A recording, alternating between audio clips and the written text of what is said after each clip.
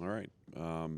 Glad to be back in game week. I think we had a productive bye, and I think any chance to reset, recharge, to try to get a little bit healthier and kind of set our sights on the next stretch ahead. We got a 6-game run here that's going to be challenging but a lot of fun, and starts with a great opponent in Alabama.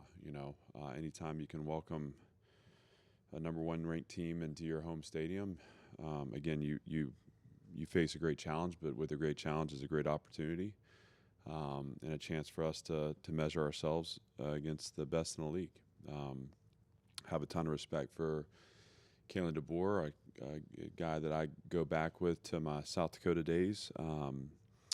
Has always been someone that I admired and felt like does things the right way. Obviously, an excellent football coach who has positioned his team to again to be at the top of the country. So excited for the opportunity. I know our players are excited too. I think we've been a spirited team and a competitive team. So not surprised that they're looking forward to the opportunity that awaits them on Saturday. I think the focus this week and what my message to them has been is we can't skip any steps. So this is about getting everything we can get out of our process to best position ourselves to make the plays that we'll need to make to win a game on Saturday. And again, we're excited to be back home, refreshed from the bye, and looking forward to a great week and a great weekend. So with that, I'm happy to open up for questions. Clark, so were you at South Dakota with Sioux Falls? I was at South Dakota State, and that was my first full-time job. So I think we're both still pretty young, if I could say that. But we were certainly young then, and Kalen had already built a great reputation as a head coach. And I used to see him at clinics, and it's been a lot of fun to follow his career because I admire the way he worked his way up through the ranks. And he was always someone that stood out as a good person first, and like a really skilled football coach. And I think he's every step along the way he's proven that both of those things to be true. And obviously, off to a great start at Alabama. Offensively, does it look kind of the same for you going forward? Just grind out clock, let Diego make plays, or is anything you guys maybe look to do a little differently, better going forward? Well, grinding out the clock is a part of the strategy, but so is taking shots and being an explosive offense too. For us, we're not gonna start outside of our identity. So we want to establish a physical run game, and we want to allow for Diego opportunities to create and to keep us on schedule. But again, if you look at that first drive in the Missouri game where we went, first and 10 to second and 5, then had a procedural penalty that put us to second and 10, and then a fumbled pitch that put us to third and 17. That's not going to be a formula for us. I think the second drive, if I'm not mistaken, started the same first and 10, second and 5 to a conversion, set up another conversion, and the fifth play into that drive was a long pass to Joe McVay. That's what our offense wants to be. We have capable players to stretch the field vertically. Diego has shown his ability, and I think there's even more in there in terms of targets down the field being open. And I think Tim's done a great job of designing those shots. So, want to get to those shots, and in order to get to those shots, we have to, as you say, possess the ball and accumulate snaps and stay on schedule. So that's going to start with a physical run game, and that run game is going to, again, channel through Diego. When you're playing a quarterback like Jalen Milroe and a receiver like a Ryan Williams, what's the challenge? You've played mobile quarterbacks before, but is there anything different that Jalen Milroe might offer that maybe you don't see a lot of? I think you have to be careful sometimes overcompensating. I think sometimes the things that you design in an effort to neutralize a really good player like Jalen, you can end up kind of deviating from kind of what your base structure or your base identity is. I think what what a player like Jalen challenges you with is to be at your very best within the fundamental technical aspects and the tactical aspects of the game you want to play. And so certainly we're gonna, every time the ball's snapped, there's opportunity for an explosive play. Where he is particularly good is, listen, if you don't account for him on the bypass zone reads, he's going to pull it and out leverage and outrun the defense. I mean, he's shown that against the very best in the country. So we're certainly not immune to that. We need to know exactly where the leverage points are and how to get the ball level and force him back inside. You can't always have an extra player for the quarterback, so there is an element where you're going to need to play with great block destruction and again, minimize the run lanes that he has and give pursuit time to catch up, because you can't survive a game against these guys keeping the safety split. You're going to have to close the middle too. The other area that he'll obviously hurt you is evading pass rush, and I think he's really good with like vertical escape lanes, and it's usually not to puncture you vertically. It's once he penetrates or pierces the pocket, he has a knack for circling the defense. So if you stack the ball in those situations, if you see guys collapsing from outside in on top of the football, he's gonna circle you and make you pay, and that I mean. You saw that on Saturday night. So for us, again, this is not anything new, right? We talk about how we suffocate the ball. We talk about how we leverage the ball. We talk about how we vice the ball. You always should be working together to down the ball in space. Again, we're playing against an opponent that if we're not on top of those things that we've trained since the start of fall camp, he'll make you pay. But the kids know, the players know that, and we've talked about it. And there will be some things that we do that, within our identity that looks to limit him and his ability to be effective. But he's going to get his plays too. This isn't a game where you're going to sit there and think, we're going to not absorb yards. This comes down to explosive touchdowns and the ability to limit those and to force them to go the long, hard way. It's a really explosive offense. I know discipline and not beating yourself have always been kind of points of emphasis as long as you've been here. On one hand, you've had one turnover all year. On the other hand, the penalties issue. How do you reconcile those things, and maybe how do you get better on the penalties going forward? It's frustrating because I think we've been a disciplined team with respect to penalties in our past. It's always been something that we've taken pride in.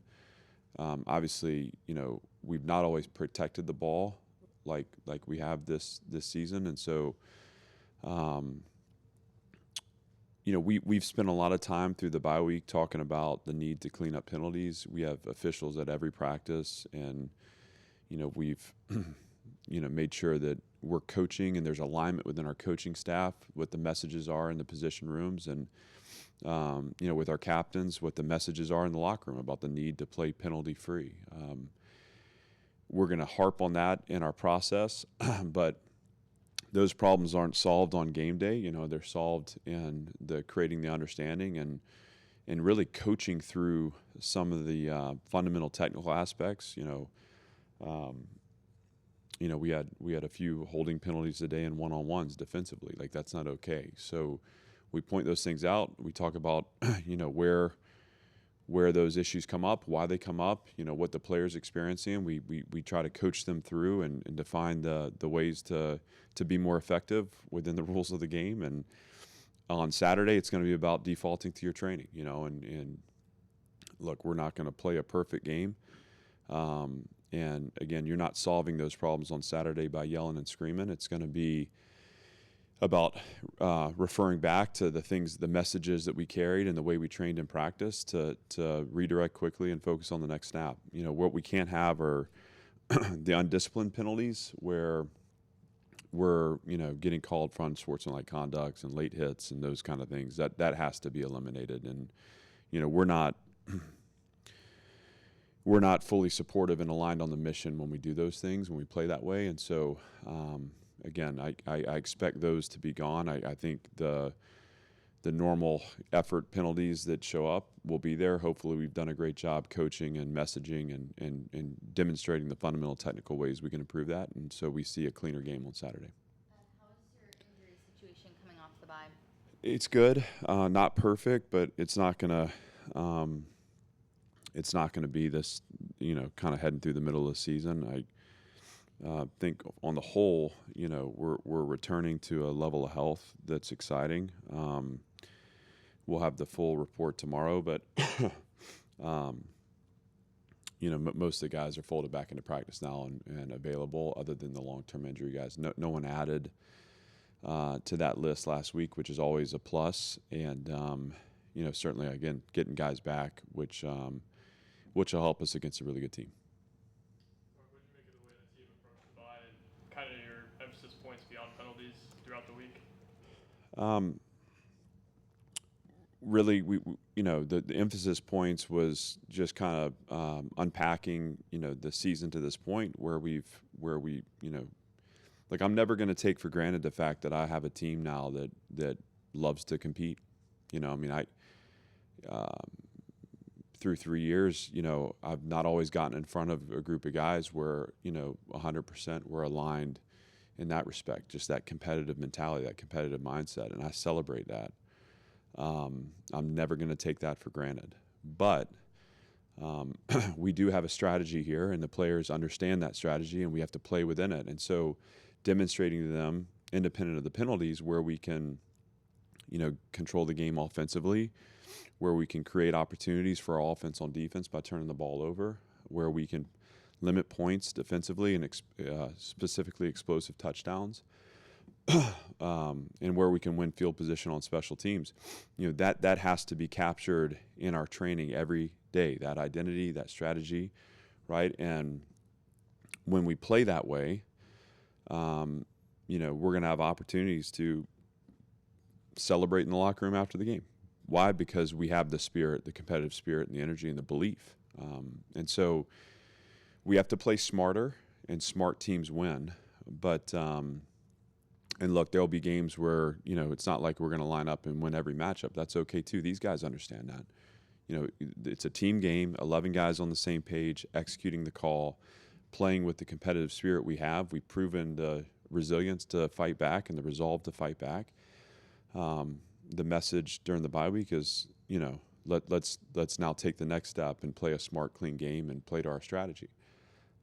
As far as the team's mentality in the bye, they were fantastic. I thought we had a great 3 days of work, and then we came back on Sunday after a day off Saturday, and I thought probably had our best, in-season practice this season. So it was physical, it was communicative, there was energy,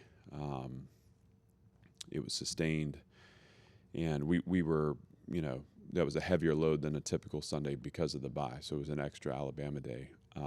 So these guys are excited. They're excited to play.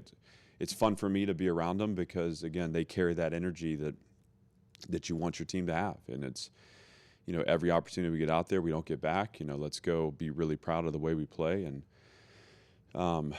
these guys have a chip on their shoulder. I mean, it's fun. It's fun to be a part of. So there's more for us out there. If we clean our game up, we play to our strategy. I mean, we're gonna have opportunities to win games, and I love the mindset of the team that way.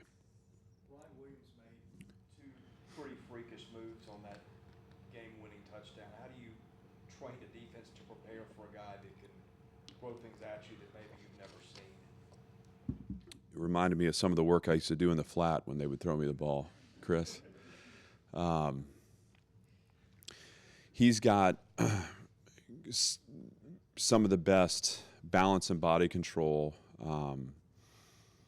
and that I've seen. I mean, and again, I think when you watch him, there's a few plays that stand out in my mind where he's making plays on the ball as his body's contorting and the ball's bouncing around. One was a post in the Georgia game. One was the play on the sideline. They had another touchdown against Western Kentucky where he caught a dig late and just high pointing the ball, was able to come down and split two defenders, kind of spinning around. So those are things that, again, he's a really talented player. You look at their offensive production from the Georgia game, and it just screams at you that the game runs through number 2 and number 4. And that doesn't mean there aren't a lot of talented players on that team either, right? I mean, that's a talented roster, but certainly those two guys have proven the ability to control the game and to make you pay if you're not aware of where they are. So we have to be aware of, his opportunities to catch the deep ball. We have to play at a level of fundamental technical proficiency. In the situation where we have a post player and a man defender, we got to have two guys that can vice the ball down. I mean, I think that's I think probably the most frustrating thing about that last explosive play was just there were two guys there that need to work together to down it. And there's going to be times in this game where it's going to take two guys, and that's okay. We can do that. It's just about how we train it this week in practice. And you're never going to fully simulate that speed or, again, that catch radius or that ability, like I said, the balance and body control at the finishes. But we can show them. We can train it in individual. We can put them the best we can in a position, within the plays in practice. And then ultimately, you have to trust that they're taking the message, they're taking the understanding, and on the field they're working together. I don't want to look up on Saturday and see, situations come up where, we have one-on-one shots and there's no one in the vicinity to help. We need to make sure not only are we in dominant position on those routes, but that whoever is meant to be the second man in is both tightening the window that the quarterback has to throw the ball and helping to down the ball in situations where there's a circus catch made and the receiver stays on his feet. More of a threat almost in the running game than some of the running backs. Is that an opportunity for the defense to, obviously load up the box, and you may give up some yards to the quarterback, but you have to make sure that these aren't long touchdowns from the quarterback, like you said? Well, first of all, I want to be really clear that their running backs are really good too. So let me not fully take the bait there, Billy. When you have a quarterback that's as dangerous running the ball as Jalen is, you have to have calls within within the plan that are meant to take the ball out of his hands. Part of that on base downs can be a response to true read plays, right, where his read is telling him whether to give the ball or pull it. And I think a lot of times in their scheme that those things are predetermined. Honestly, they seem to set the pull up with how they block in front of them. You want to be careful not to totally abandon your structure because, again, the minute you start to overcompensate, their running back will take the ball and go ripping 22 miles an hour down the middle of the field. So it's not, you can't, what we don't want to do is play a game where we're hoping something works, right? We're going to play a structure. We're going to understand what that structure, where the weak points are, where the strengths are, and we're going to vice the ball and set the run wall outside in, meaning we have great force leverage, and then build the run wall inside out, meaning we're great in pursuit. And there are going to be times where you absorb some yards. I mean, it's like you say, an 8-yard gain, it doesn't beat you. A 12-yard gain doesn't beat you. It's the ones where you're either out of structure or you're not suffocating the ball on the perimeter. And again, I think against Milroe, that starts with, force leverage. The ones that go for touchdowns are the ones that get you beat. So, you can't design your total package around taking the ball out of his hands. What you can do is have calls within your package that do take the ball out of his hands, especially in the run game. And then in the pass game where he's, equally dangerous in escaping and finding the vertical puncture that leads to him circling the defense. I don't believe in. We can add people to the rush that are responsible for spying the quarterback. I think just to put a spy out there, is not to account for him. This is way more about, again, the fundamental technical aspects of how you vice a player, how you take space away from a player. Just dropping someone out there and telling them to spy and then yelling at him when he gets outrun isn't the secret, right? I also don't believe in just voiding rush. I don't want to see a defensive line that stops rushing and is trying to find where he's going to escape. I think this is about pocket compression. It's about understanding the nature of how he escapes. It's about trying to find the finish points on the ball, but knowing that if we give him more room, he's going to be more dangerous. And there are examples of this from the season where you see teams effectively rush.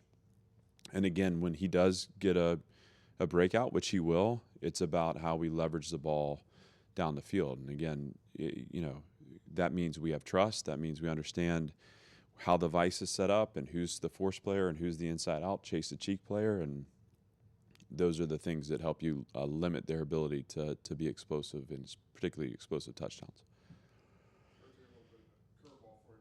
Good.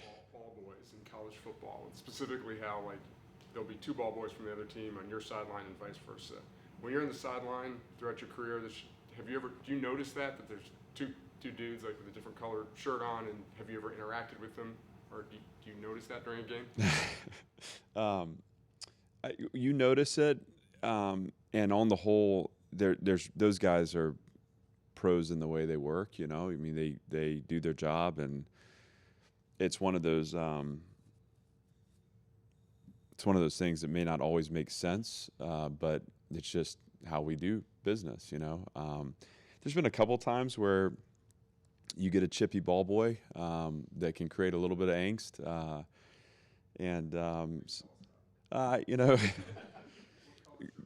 fortunately, the reason I got out of baseball is I couldn't hit the curveball, so this will be a swing and the miss. But no, on the whole, though, there's very few times where there's really a problem, and most times when there is, or if there has been, it resolves pretty quickly, and there's a lot of emotion on the sideline, and so it's just it's an interesting part of the game.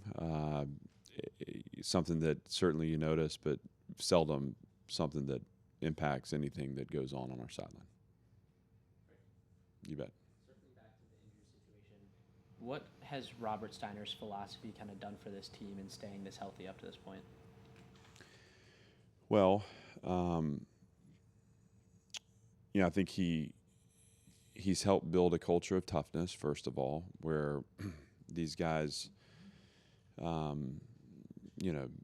mentally and physically feel equipped for the task. The training philosophy has built a foundation on our team of strength in the right areas. There's volume training or capacity training. There's linear training, conditioning, and I believe he's done a really nice job in the summer preparing the team for a tough fall camp, sustaining that through, and then here in the season, continuing to pay attention to elements of the training that are helping our guys from mobility, flexibility, and again, strength training. I mean, to hear him talk about it, a lot of times in our conversations, I just have to nod and I like to think that I know a little bit about training, but I mean, his understanding of what the muscles need, what the tendons need, and I know this firsthand because I train with him 3 days a week. I mean, I'm there with him Monday, Wednesday, and Friday morning, and he, even an old guy like me, he's teaching me different, modalities to stay healthy. And for me personally,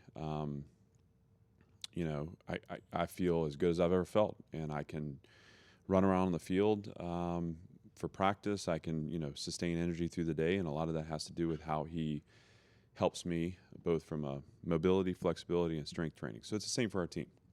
And I can't say enough about him, the attitude he's brought, how aligned that room is with the program we're building and the mission we're on, and then the results physically that we see from the team. And I get excited to think about, again, what January will look like here the second time through. Anything else? Which players on the team have shown really good significant improvement so far this season? And how are you going to keep supporting their growth, especially against a tough Alabama team? Well, short of, naming, a bunch of guys, I think we've had players that have, in a number of ways, and I think a lot of our young players are showing improvement. I mean, I was watching Jalen Lackey today, and he flashed as someone who is really starting to step into a maturity in his game. So much of improving through the season is mental, because the season's a grind. So it's easy to start being discouraged if maybe the snap count's not there, or worrying about, the day in, day out performance elements. I think it takes a really tough person just to have your head down and keep focusing on the work that needs to be done. And Jalen would be an example of that for us. Bryson Coleman's another guy. Obviously, Joe McVay, who had the big catch, he's another guy to me that has stood out as someone who has just grown both off the field and on the field through the process. So there are a lot of guys, and obviously for our program to be successful, we need to look at our roster and say our roster is improving. East is a guy that stands out that I feel like is playing his best football. And it's really cool to see that, because here he is 3 years in, and it's you're seeing the investment that was made in him and his physical tools taken over. So as far as helping sustain, we just continue to coach. I mean, we don't deviate from our process. We keep a focus on the fundamental technical aspects of the game that we need to shore up. In fall camp, we weren't training for Virginia Tech or for Alcorn State or for Georgia State. We're training to be at our best so that we can compete against the best. And we wanted to be ready for each of those games, and to varying levels we were or weren't. But the focus continues to be on how we get the very most out of our roster, fundamentally, technically, and then in terms of the tactical understanding that allows us to compete on a field against the country's best, because that's what the SEC is all about. Thanks, everybody. Thank you.